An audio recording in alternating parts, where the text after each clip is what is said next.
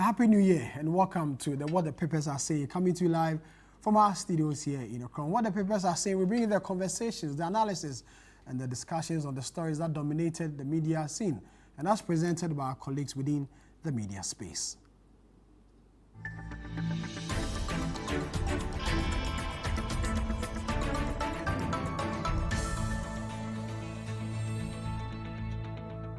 The year began with a number of stories dominating media conversations. Just this week, the Ghana National Fire Service came under fire on the back of reports or allegations of assault against a journalist working with the Class Media Group. And this is how the Daily Guide newspaper reported the story. It said 10 fire officers assault journalist. Metro Lens says GJA gives fire service PRO 72 hours to apologize or face the music. Daily Democrat, it says Spring Park condemns attack on journalist Samuel Addo. And Major Online says fire service officers who assaulted Class FM journalists identified and interdicted President John Dramani Mahama. Let's still stay with the presidency because on the 7th of January, President Mahama, #2, chalked 1 year in office. And a ceremony was held at the Jubilee House to thank God for his mercies in the last 1 year. And that is how the Chronicle newspaper reported the story. 1 year in office, Mahama touts economic stabilization. The Ghanaian Times says President Mahama renews vows to Ghanaians, promises ethical leadership at all levels. The Dispatch newspaper says President Mahama's leadership has rebuilt trust. Dr. Callistus Mahama. 3 News says the real challenge is what happens in the next 3 years. That's according to Kofi Bentel with Imani Ghana. This week as well, the Bank of Ghana, the Gold Board, came under fire on the back of a report by the International Monetary Fund, the IMF, that says that Ghana incurred over $214 million in losses in their domestic gold purchasing program run by the Bank of Ghana and the Gold Board. The minority in Ghana's parliament addressed a press conference asking for further and better particulars about these losses incurred by the Gold Board in the domestic gold purchasing program. And this is how Graphic Online published the story. It says, Bank of Ghana to review domestic gold purchasing program. City Newsroom, Siama, Bank of Ghana, Finance Ministry, Gold Board to organize policy workshop on the domestic gold purchasing program. Channel One News says you are responsible for $214 million loss. Accept it. Minority tells Gold Board. In the next 23 days, delegates of the New Patriotic Party will go to the polls to elect a flag bearer who will lead the party going to the election of 2028. As you're aware, the candidates or the aspirants have been campaigning across the length and breadth of this country, seeking the votes of delegates for them to vote as far as the primaries is concerned. And that is how the Chronicle newspaper published the story. The Chronicle says, Dombo family speaks. We don't support Brian. Dr. Bawumia is our candidate. Daily Guy says, Brian takes over Wale Wale, receives rousing welcome.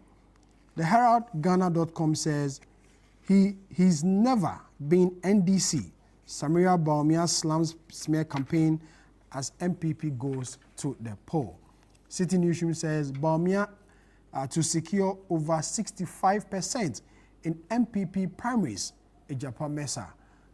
Today he led a group of MPP former parliamentary candidates in the 2024 general election, addressed a press conference, about 118 of them endorsing the candidature of Dr. Mahamudu Bawumia in the lead up to the party's presidential primaries.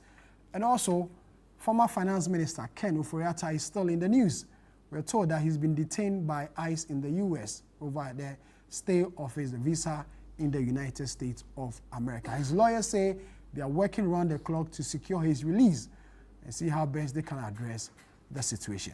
These are the issues that dominated media discussion in the course of the week. When we come back from the break, I'll introduce my guest and then we'll kickstart the conversation. I am Sami Wiafe.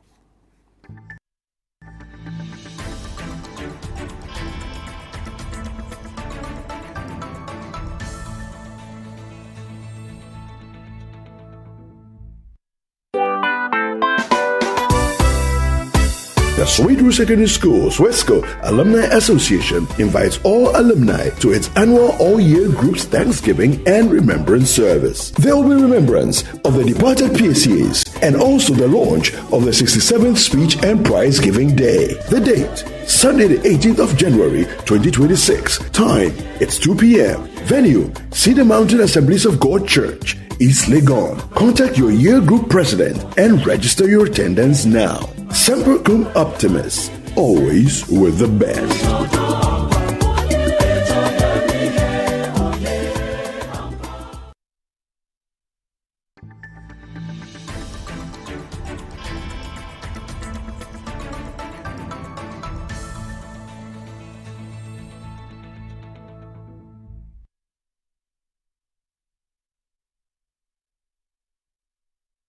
You're welcome back. You're still watching What the Papers Are Saying, coming to you live from our studio here in Accra. I am Sammy. We have two of my colleagues have joined me in the studio for us to have a conversation on the topics or the issues we're looking at on the show. Hansen Ajima with us here at City FM and Channel 1 Television, and Salom Adonu also here with us at City FM and Channel 1 Television. Gentlemen, welcome and Happy New Year. Happy New Year, Sammy. Well, pleasure seeing you again, man. Good to see you again. We're told that former Finance Minister Ken Ofori-Atta is in detention because ICE has, kept him in their custody. It comes on the back of his stay in the United States of America. As you're aware, Mr. Ken Ofori-Atta has been in the news in recent times. The special prosecutor is looking for him. Other, issues also coming out as far as his involvement in the SML scandal. Now, the news is that his lawyers are working around the clock to secure his release from the custody of ICE. We're told that he's been held in Virginia in the United States of America. And this issue, since it broke somewhat yesterday, has dominated media conversations. I'll take the views of my colleagues on the show on this issue, and then we'll talk about other matters. Hansen, I'll start with you. Were you surprised to hear that Mr. Ofori-Atta is in the news again? Not necessarily. I think that the point, obviously, is that he's one of the major cases, or his case is one of the major cases as far as the issues of corruption are concerned, even though at this point in time, he is innocent until proven guilty. But we should be expecting to hear of Ken Ofori-Atta for the next 3 years, whether or not he is brought to the country. And so I'll say I was not surprised, because again, when the issues emanated of the government trying to extradite him into the country, there were revelations that he was in US and was on a visa that was expected to expire in the shortest period of time. And again, if you follow the politics in America at the moment, you get to understand how Donald Trump is insistent on immigration laws and immigrants following immigration rules. And so if his visa has expired, and as a result of that, the officials in America deem it as one that warrants his arrest in the first place, a detention and further action, it is within their right to do so. And so I was not surprised at all that the news came in that manner. Perhaps it came quite early in the year. We are just in the 8th day of January, and this is interesting. Now, we need to be clear on what we know so far and what we don't know. Now, what we know is that this is different from the extradition arrangement that the government of Ghana has been pursuing with authorities of the United States, which is in itself a legal and a political issue in the same time. Because then if authorities in the US really want to help extradite Ken Ofori-Atta to the country, they can. But aside that, also, the extradition process in the US ought to be approved through the judicial process, that is through the courts. And so it is a legal process that ought to be exhausted. But it can't be a hook to this whole extradition process. So that's what I'm saying. It's different from the extradition process. I mean, you you want one thing. Maybe. So maybe. this is what you may want to capitalize on this. No, it might not. It is different. There are two different proceedings. The point about ICE and the operations is that in their internal operations within the United States, when you have breached immigration rules and they arrest you, they're supposed to put you before an immigration judge to justify why you should be removed from the United States. At that point in time, you have the opportunity to make arguments as to whether you should be removed or not.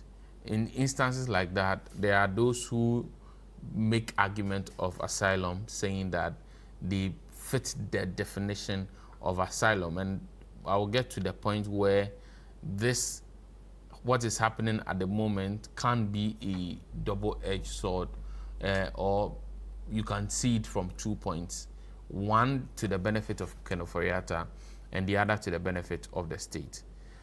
One to the benefit of Ken Ofori-Atta to the point that when you go through ICE removal proceedings, one of the arguments that you can make is that you want to seek asylum, and one of the grounds for seeking asylum is when you think that, or you have proof that you are being persecuted in your home country. And so if Ken Ofori-Atta is able to present all that has happened in the past year and certain commentary that predated the government and certain commentary from authorities who are handling the issue, and the U.S.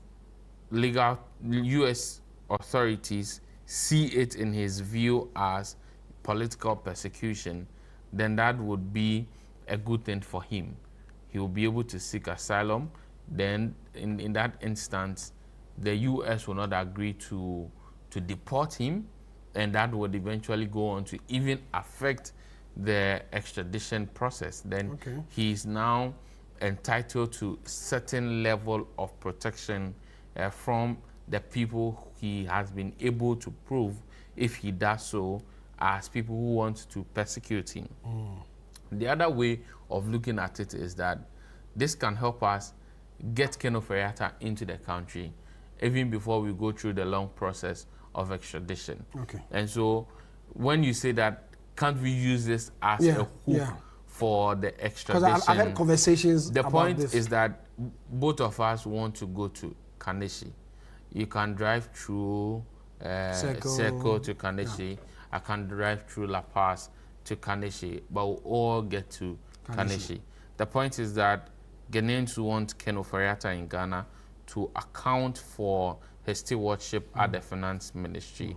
We now have two proceedings that may help us get that. One is the extradition process, for which the Ghanaian government and legal authorities are interested in. And the other is the issue of the ICE proceedings that Ken Ofori-Atta in the coming days may be facing. And so it only goes on to push the chances of those on the other side of the argument who believe that Ken Ofori-Atta really have some questions to answer and ought to be in Ghana. We have two opportunities at this point in time. And these ICE proceedings sometimes are very fast compared to the extradition process. And so if all things go well in favor of those who believe that Ken Ofori-Atta should be brought to Ghana to answer critical questions, we may not even have to continue with the extradition in the first place. But at the moment, it is all up to Ken Ofori-Atta's lawyers, who say they are fighting these proceedings with ICE and making sure that he is not deported into the country. Now, we cannot go beyond what has happened to say, if he comes into Ghana, what happens? Because then I've heard people argue that in the first year of the NDC administration, we had issues about high bail terms and whether if he comes to Ghana, he will be granted bail or he will not be granted bail, whatsoever it is. The Attorney General has given a certain form of assurance that Ken Ofori-Atta will be given the opportunity to fairly make his point as well, and to be treated as any Ghanaian will be treated. And it's important, I make this point to the fact that earlier I had indicated that in the arguments or in the proceedings that ICE may undertake, Ken Ofori-Atta has the option to argue in seeking for asylum. And our reactions to some of these things, if we react and act in a manner that looks like as though we want him here to punish him and not to give him a fair hearing, we want him here to persecute him, then it might bolster his efforts at getting the protection that he will want from the American government. Okay. And so even though we have two options now in getting Ken Ofori-Atta into the country, it is important that in whatever step we take as far as this matter is concerned, in whatever commentary we make as far as this matter is concerned, we should make it in the spirit that Ken Ofori-Atta is innocent until proven guilty, as the Constitution stipulates, such that anybody who is looking at things on the face value will be confident enough that, yes, if Ken Ofori-Atta comes into the country, he'll be given a fair deal, just like any other person. Should, Solomon, I'll come to you. Should the lawyers of Ken Ofori-Atta, as they've told us that they are working to get him out of the custody of ICE in this whole matter, in the legal, aspect of it, if they secure him, will he then come to Ghana or still have the opportunity to remain in the U.S.? If they secure him, asking how, if they're able to get him out of the claws of out, ICE. Yes. So what he's seeking to do is to regularize his stay. Yeah. As we know, he has immigration issues. He's violated the visa arrangement he has with the U.S. So ICE is going after him like the way to go after anybody. Any other person, yeah. So if you are caught and you don't have the requisite documents to stay in the country, you are arrested and detained until you are deported.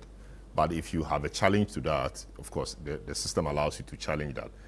That is what I think he will do. But what is also clear, or what we know from what his lawyers have told us, is that prior to his detention, he was, or he had petitioned the authorities in respect of changing his status in the U.S. So if he is able to change that, yes, then he remains in the U.S. as a legal person. As we speak, until his detention, he was illegally staying there like anybody else would do. So yes, he stays there, but that does not, that is very different from the extradition process. So he stays there as somebody who has the right or the permit to stay there. But it has nothing to do with the extradition process. If the extradition process goes through and the Republic of Ghana is successful, he's extradited to Ghana. Yeah. But if his lawyers are successful in this ICE matter, then he continues to live there legally.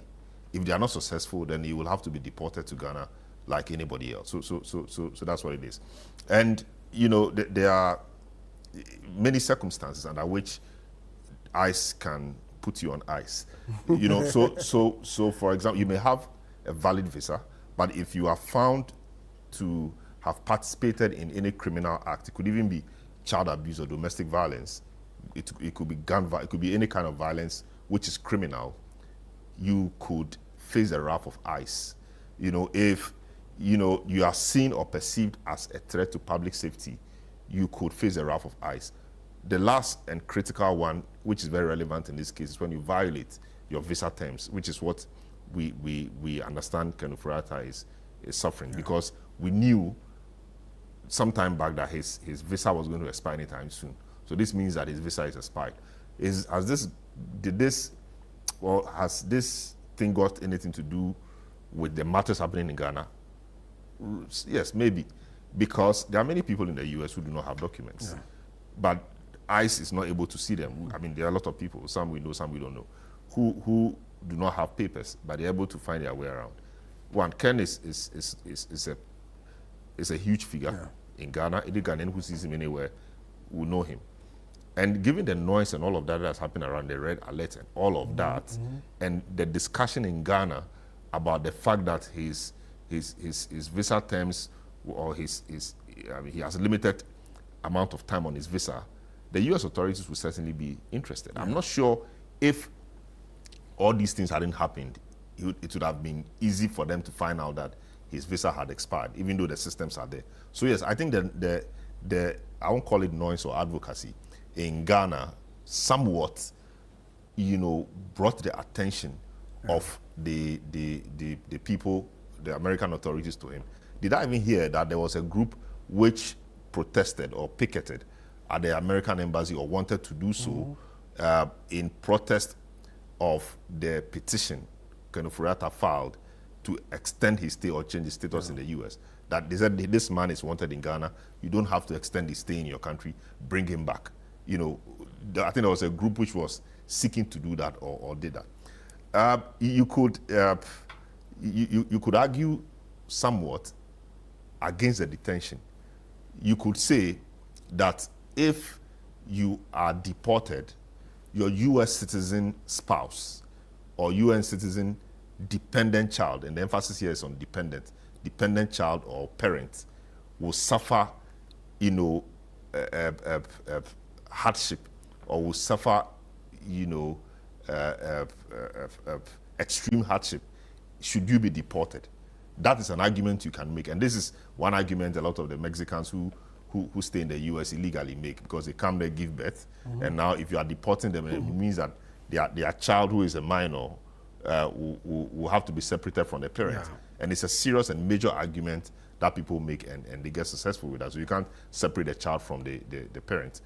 So that argument could be made if, for example, Ken Ofori-Atta has a U.S. citizen wife. We know the wife. I'm not sure she's a U.S. citizen.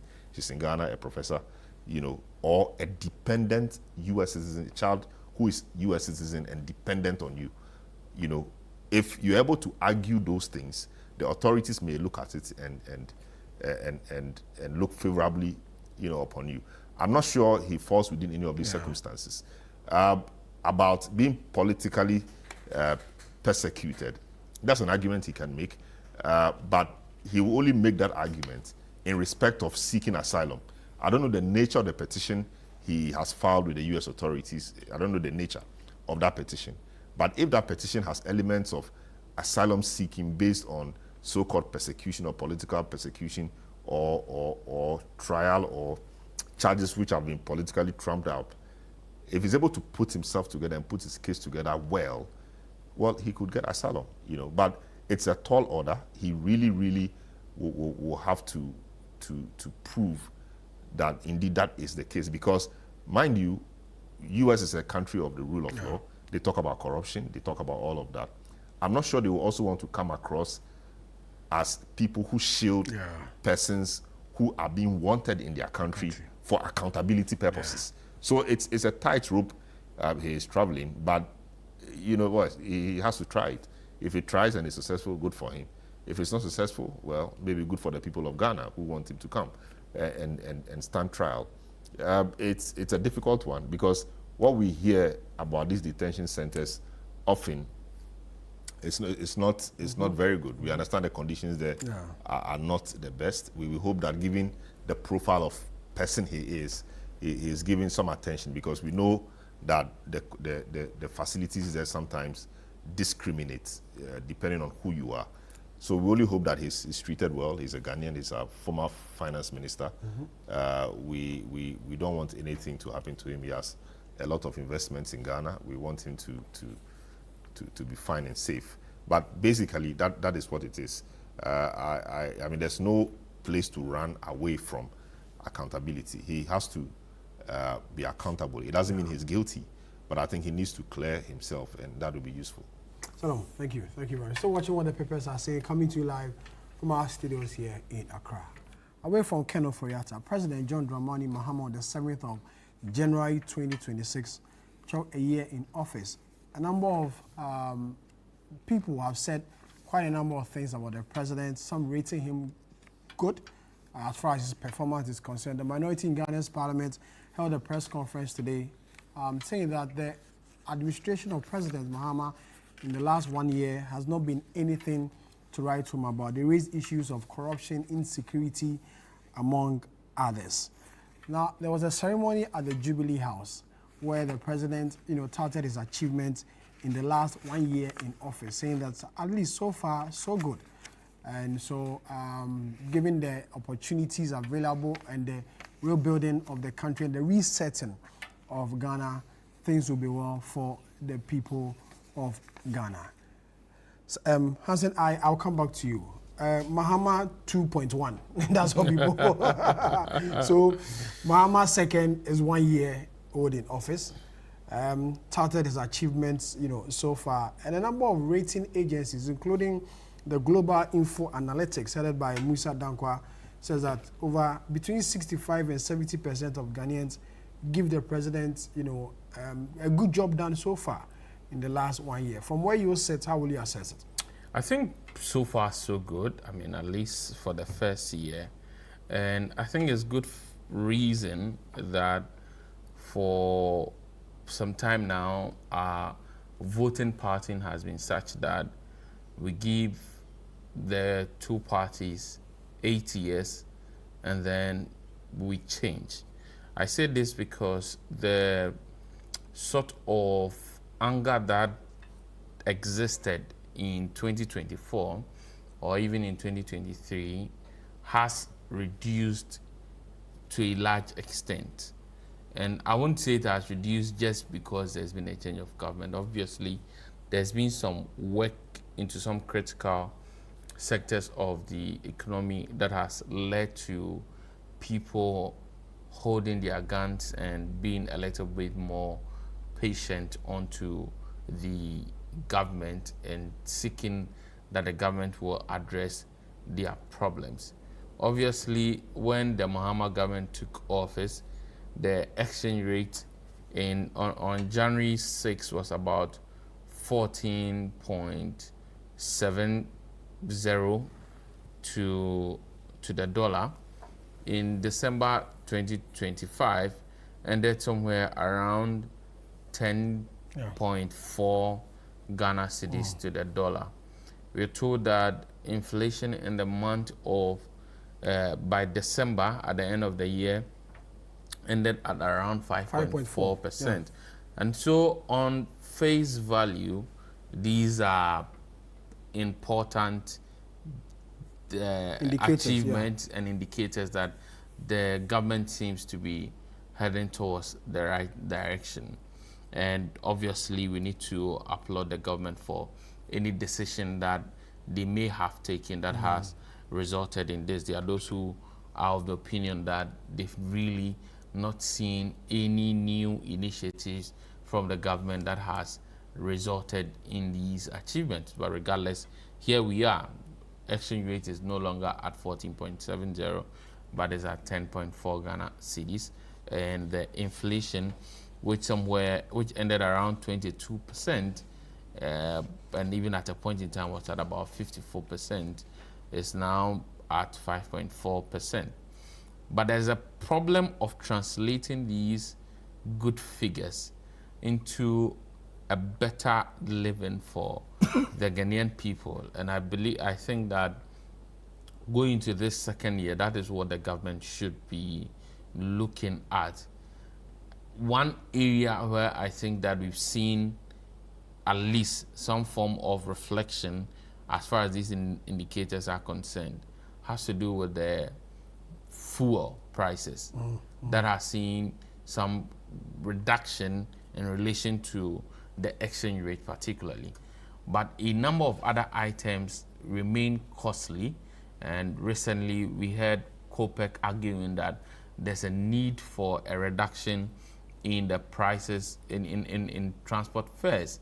And we've heard the transport operators argue that apart from the fuel component which has reduced, all other components that affect their pricing have not reduced. And so in the year 2026, which is the second year of Mahama 2.0, as you want to put it, I'm hoping that the economists on the table and the financial analysts on the table will work effectively to see how these fundamentals or these indicators would reflect in the livelihoods of Ghanaians generally.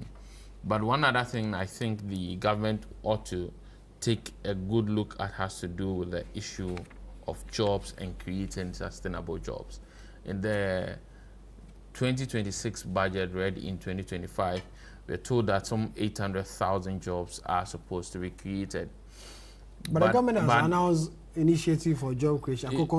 So that's what I'm saying, that the government, but they've not been quite aggressive on for 24 hours. For instance, apart from the fact that Gusitano, I think, was announced as the presidential advisor. The presidential advisor on 24-hour economy. We've not seen anything on that level. The other programs, they have been launched, but yet to create sustainable jobs for people.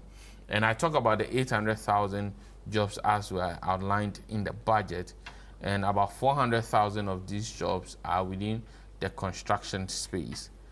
Even though, and I agree, as a young man, anything that helps to put food on the table should be welcomed. But you agree with me that the jobs in the construction space are not permanent jobs or sustainable jobs enough. And so it's important that the government will be more aggressive on its job creation models. Talking about jobs in the construction space, the road sector, the government is committed to the big push, and I would always be more cautious and say that when it comes to constructing of roads, instead of cutting sword and beginning across the country, let's prioritize and complete ones that we've started, ones that need to be, even though all other places need construction. But the point I'm saying that if you have 10 million... Hold on, but the president justified why there was a need to construct some, for instance, the Accra-Kumasi highway or the expressway. The president says on 31st, we also saw what happened there. I mean, what happened on 31st is a matter of indiscipline and lack of plan. Because for a big church like that to build an auditorium close to the main road with no measures taken on traffic control, that was going to happen. The expressway is a brilliant idea.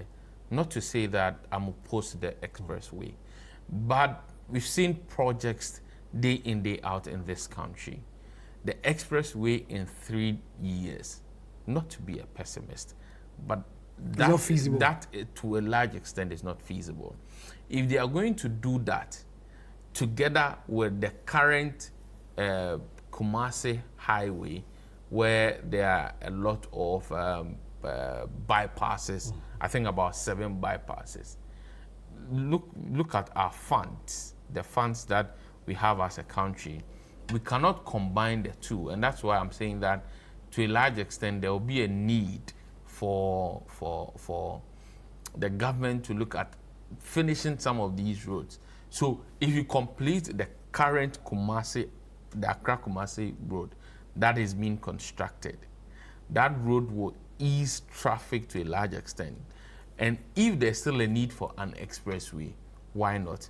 But what I don't understand is how, with our limited resources, we intend to continue with the Kumasi-Accra highway, when in recent time, contractors have abandoned site because of non-payment of their funds, to start an ambitious program that is even more costly than the Accra-Kumasi highway in the name of an Accra-Kumasi expressway.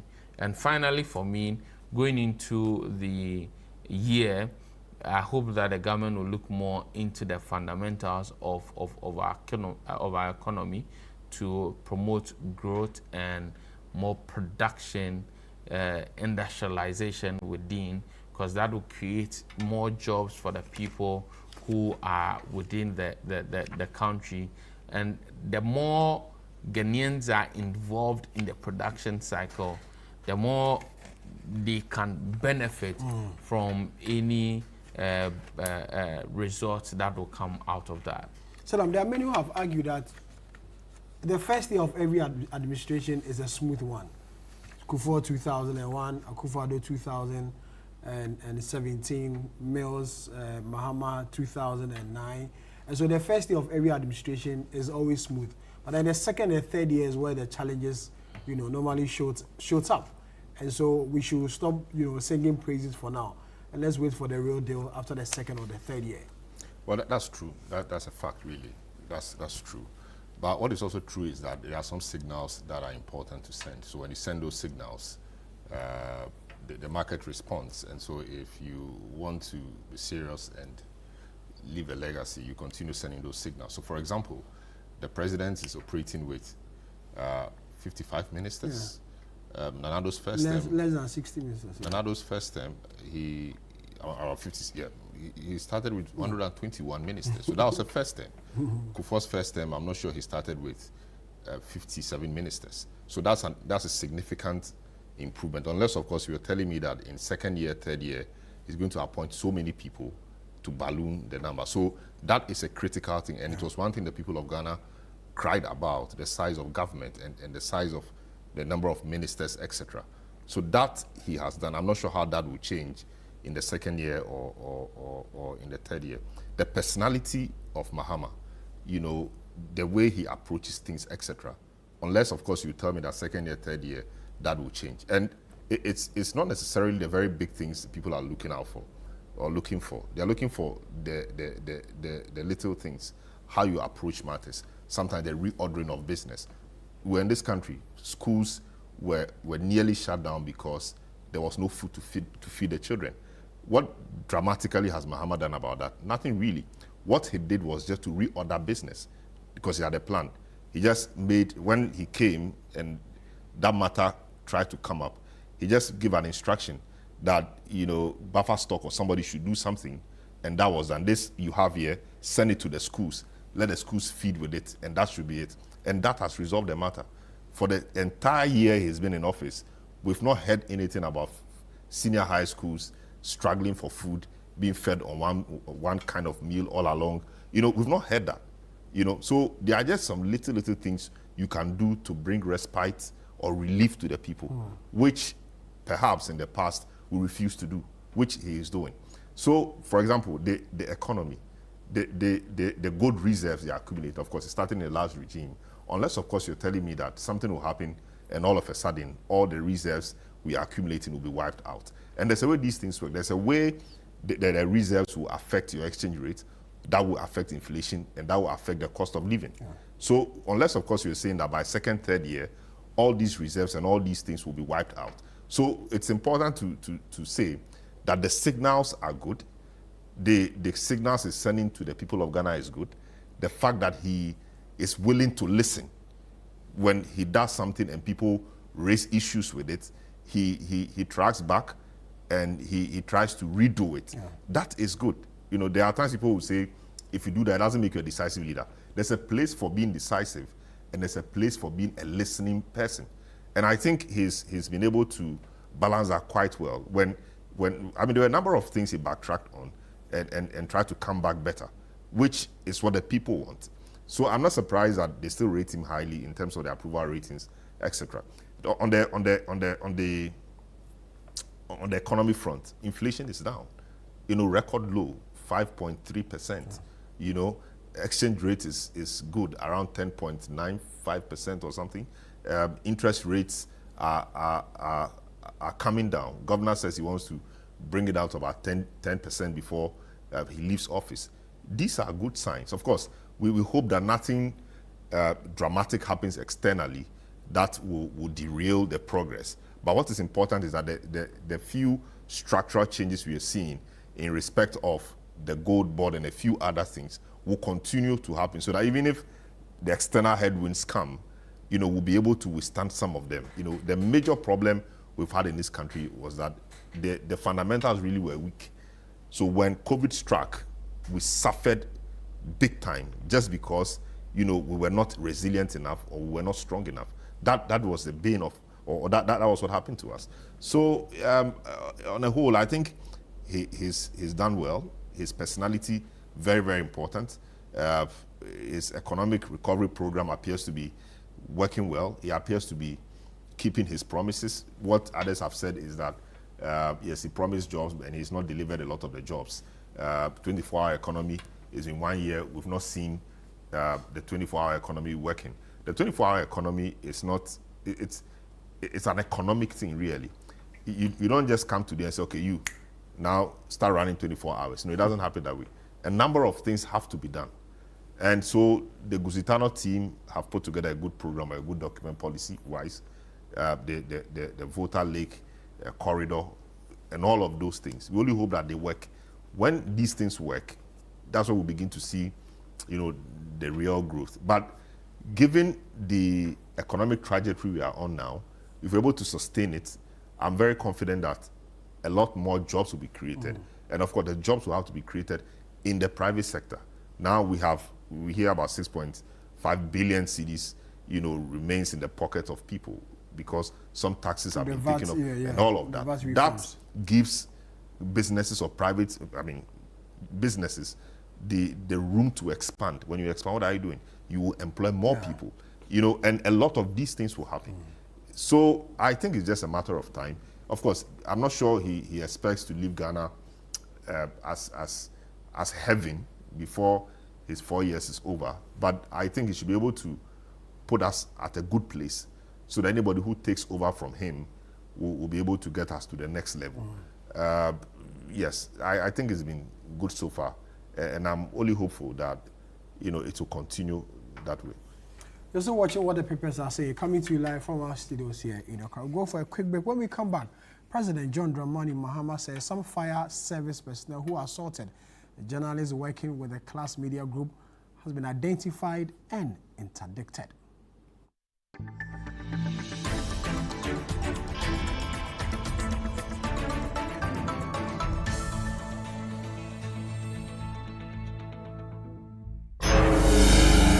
Ten years of unforgettable memories, breathtaking sights, unlimited excitement, new friendships. And this March, we're turning it all the way up. From the 1st to the 8th of March 2026, get ready for the road trip of a lifetime. 8 epic days, 14 regions, 1 legendary caravan. We roll from Greater Accra through the Eastern region, cruise into the Northern and Upper East regions, vibe through the Western region, and hit many more iconic destinations across Ghana.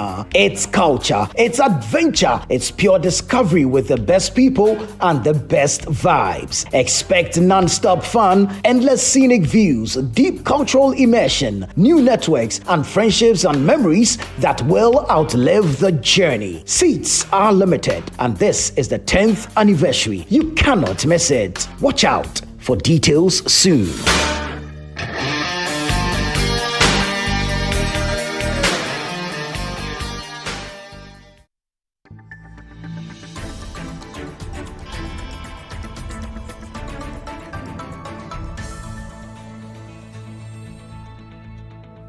You're welcome. We are still watching what the papers are saying. Coming to you live from our studios here in Accra. I am Sami. We have 2 of my colleagues are with me in the studio having a conversation on the stories as presented by our colleagues within the media space. Hansen Ajimai with us here at CTFM and Channel 1 Television, and Salom Adonu also here with us at CTFM and Channel 1 Television. This week, one of our own, a journalist working with the Class Media Group was allegedly assaulted by some personnel of the Ghana National Fire Service when he'd gone to the Kaswa New Market to cover, a fire incident that happened at the market. Samuel Addo says he was assaulted. The officers held his neck and in the process lost close to 10,000 cedis. Well, President John Dramani Mahama says these officers have been identified and interdicted. It comes after the Ghana Journalists Association, led by its president, Albert Kobnodufo, held a press conference calling on the head of public relations of the Ghana National Fire Service, DO2 Desmond Aka, to resign or be removed because of some comments he made in respect of this incident. Let's hear what President Mahama said as far as the interdiction of these officers are concerned, and then we hear from the President of the Ghana Journalists Association. I'm a journalist by training, and so there's no way we'll countenance, the continued assault on journalists. We've been in touch with the Ghana Journalists Association on these issues. We put them in touch with the security services. We need a reorientation of many of our security personnel to understand that just as they're doing their job of providing peace and safety, journalists are also doing their job of informing the people as to what is happening. So they are not antagonistic to each other. Indeed, they are both serving the same public. Yeah, so we're working on it, but occasionally these things will come up. But when they come, they must be dealt with, as firmly as possible. The Minister of Government Communication has taken it up. I think the officers have been identified, they've been interdicted, and an investigation is ongoing. But we won't countenance assault on journalists here. The leadership of the Ghana National Fire Service, led by the Chief Fire Officer, Daniela Mausi Into Sapon, publicly condemns this assault, identifies the officers involved, and applies severe internal sanctions, including dismissal where appropriate. Any attempt to shield the perpetrators or trivialize the incident will be fiercely resisted. We also call for the immediate dismissal or removal of the PRO of the Ghana National Fire Service. Yeah, the president of the Ghana Journalists Association, Albert Komodo, for earlier you saw also heard President John Dramani Mahama all on the issue of the assault of a journalist working with the class media group, Samuel Ado. Salam. Yes. Yet again, another assault on a journalist. Yes, it's unfortunate. Assault on anybody is wrong, and it's not something that should be countenanced. But to assault a journalist who is just doing his work in the line of duty is terrible. It's just like going to the hospital to go assault a doctor for just doing his work. And we listened to the story. I think it was bizarre. Just, senseless attack. Somebody doing his work, you come to talk to him, you go, he's still doing his work, you go bring people to come and beat him and all of that. And these are security people. These are not like some hoodlums or some community people who don't know anything, or some party fanatics somewhere. These are security people who should know better. So I wonder what they think the gentleman was filming that they didn't want the public to see. Because the guy was there to film, what was happening, the way the guys were working and trying to put out the fire. And to subject him to that kind of treatment, I thought was unfortunate. And I think it is proper that the offending officers be dealt with in accord with law. So I'm happy they've been suspended or interdicted. I hope that they are given, a hearing. The process is fair to them. And if they are found culpable, the right sanctions must be meted out to them. It is wrong by all standards to assault anybody. And if you assault a journalist, I think you should be condemned. Journalism is important. Press freedom is important. It doesn't only mean that press freedom only doesn't mean that central government itself not attacking journalists, or press freedom is only attacked when central government operatives attack journalists. When security people like this, who act on their own, do things like Is it this. that people just don't like us? I don't know what people think, but when Because you go places and you hear and- commentary, I think it's a usual Ghanaian thing. But let's start punishing those who do those things. And I think over a period of time, people will begin to know that you don't attack a journalist. You don't just walk into a hospital and attack a doctor. You don't walk into a classroom and attack a teacher. It is wrong, even though teachers too are attacked by students. It is a wrong thing to do. And once we send the right signals, I'm sure things will be better. So we commend the president again. So this, for example, is one of the things I was talking about, that the signals he gives, great, they've been interdicted. And we hope that the process is seen through. If the gentleman or the people are, they are vindicated, fine. But if they are found culpable, they should be dealt with. That is what will give confidence to journalists, will give confidence to the people of Ghana, and will deter others, including security persons, that when you do wrong, you'll be punished. And you see, there are security people. They ought to have known better. Yeah. And to do this is terrible. But of course, we must hear their side of the story. But no matter what their side of the story is, they did not have to assault the journalist. That is wrong, and we must condemn it. That's it. Underpinning this is our love for mob justice. If you review the footage, two things were happening. There was a gentleman in black shorts that was being beaten. That guy is not a journalist. He's... I thought the accusation he was a thief, or he's a thief. Yes, so we're told that he's a thief. I want to deal with that first. Now, mob justice is wrong and lawful, dehumanizing, and dangerous, because you do not know when you'll be caught in such a situation. And look at the people who were carrying out this mob justice on this supposed thief. Ghana National Fire Service. The helmet that we bought with Ghanaian taxpayer, they were using it to hit a fellow human being said. That is the first. And then behind them was a gentleman wearing a teal shirt with a bag, and that was the journalist.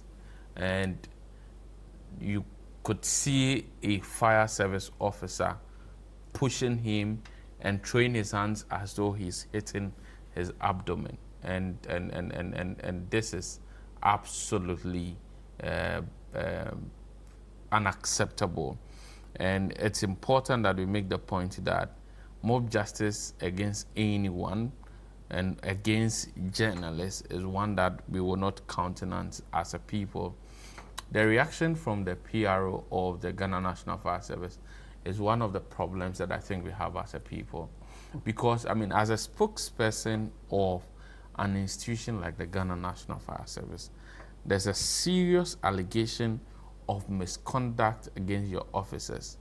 And your first option is to be in a defensive mode and to describe any comment that seeks to accuse your fire officers as being a lie, to the extent that you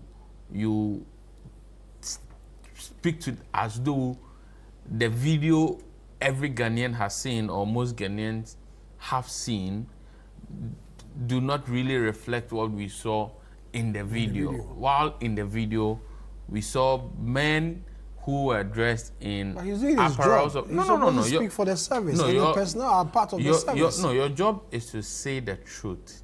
And shame the devil. And be accountable to the people of Ghana. Your job is not to run around with narratives. You are the PRO of the Ghana National Fire Service, and I get why the Ghana Journalists Association will go after him, because he sought to muddy the conversation by indicating that it was a lie, that the journalist was never attacked. Imagine if there was no video evidence, Sammy. The conversation would have ended there and then, without any thorough investigation into the matter. And it's important that people who are put into positions of trust will have to know that when issues come up, it's not as though people want to get your institution, but you need to take your time, gather the evidence, and to make a meaningful response that is accurate and reflects what happened exactly. And at this point, I think I must commend the Ghana Journalists Association president. I think we've seen a lot of GJA presidents, but to me, I think he's been one who, when it comes to fighting for media freedom, he's been very deliberate about it. Very visible as well. Yes, and so I think he ought to he's redefined the role, and he's been hands-on, and he's been available to deal with the matters. No matter who you are, he'll call you out. I think it's quite important that we make that point. But again, the point made by the president is one that is welcoming. At least we know that the people have been interdicted, investigations are ongoing, and the president made a point that is quite interesting and important, that our security agencies ought to be trained on how to deal with journalists. And Zamir, as you indicated, it's as though people just don't like us. I don't want to say they don't like us, but they have. It's as though they have problems with journalists doing their job until they need us to say their story for them. And so it's important that the role of journalists in our society and how our work operates, it's the security agencies particularly, they are trained to understand that we are just doing our jobs just as they are also doing their jobs. Because no journalist was obstructing the fire officer from going to his fire tank or going to his hydrant to take water to douse the fire. Why then do you tend to obstruct the journalist from taking a video which he is going to use for his work? All right. Hansen, thank you very much. Salom, thank you very much. It's been another exciting edition of What the Papers Are Saying that came to you live from our studio here in Accra. I am Sammy Wiafo. So we'll come your way again. May the good Lord be with us all.